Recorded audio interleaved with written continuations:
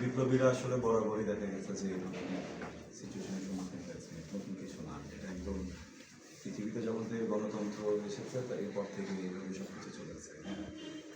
কিন্তু বিষয় যেটা হচ্ছে, আমার কাছে মনে হয় বিষয়টা শুধুমাত্র হাদিম না, বিষয়টা সবার।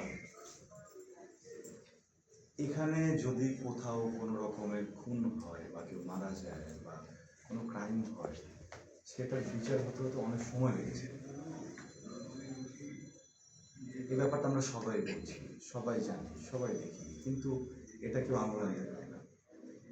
হ্যাঁ, কারণ আমি যদি আমার আমার কোনো পলিটিক্যাল মোটিভ নেই, আমার রাজনীতিতে কোনো ভাই ব্রাদার নেই, আমার নিজেরও আসলে রাজনীতি নিয়ে কোনো ফিলোসফি নেই।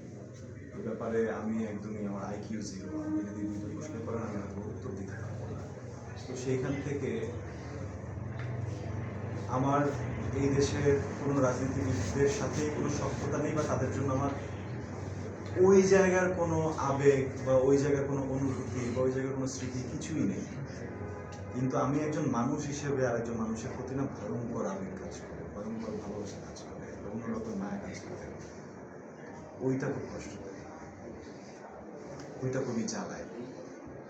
ওইটা হয় কি, ভিতরে এক রকমের কষ্ট চাপা পড়তে থাকে, যেটা হয়তো বা কখনো যদি এটা বিস্ফোরণ ঘটে, সেটা খুব ভালোভাবে ঘটে না, সেটা খুব খারাপভাবে ঘটে। তাই আমার মনে হয় যে প্রত্যেকটা মানুষের জীবনের লাইবিলিটি নিতে হবে। যারা ক্ষমতায় বসে আছেন তাদেরকে আমরা সরকার বলে চিনি, জানাচ্ছি, তদন্ত চলছে। এই শুনতে শুনতে আমি বড় হয়ে গেছি, অথবা আমি মরে যাবো, আমার সন্তানরা কোথাও চলে আসবে, আমাদেরও প্রতি নাটকে নাটকে ডায়লগ পাল্টে যায়।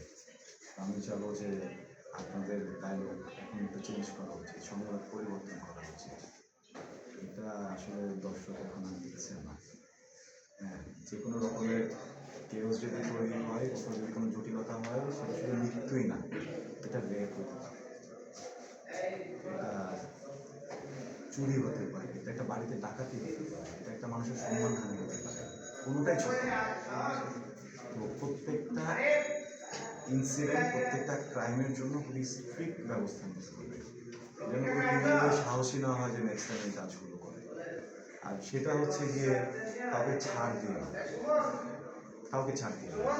উনি অমুক, উনি তমুক, উনি এখানে আছেন, উনি ওখানে আছেন, এগুলো কোনো কিছু না। ক্রিমিনাল যিনি, তিনি ক্রিমিনাল, তার পরিচয় যেটাই হোক, এখানে ছাড়ের কিছু নেই।